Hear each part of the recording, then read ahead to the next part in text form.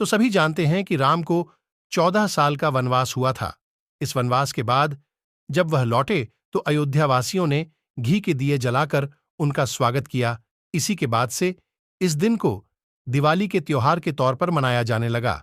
मगर क्या कभी आपने सोचा है कि राम को 14 साल का ही वनवास क्यों हुआ? 10, 12 या 13 साल का क्यों नहीं? कैकेयी ने मांगा था 14 साल का वनवास। वाल्मीकि की लिखी रामायण के अनुसार कैकेयी की जिद की वजह से राम को वनवास हुआ था। दासी मंथरा के बहकावे में आकर कैकेयी ने राजा दशरथ से ये वचन मांगा। उन्होंने अपने बेटे भरत के लिए राजगद्दी तथा राम को 14 वर्ष वनवास देने का वचन मांग लिया। दशरथ ये वचन देते वक्त बेहद दुख की अवस्था में थे, लेकिन वचनबद्ध होकर वह कुछ नहीं कर सके। राम भी इसका विरोध कर सकते थे, इसीलिए कहा जाता है कि रघुकुल रीत सदा चली आई।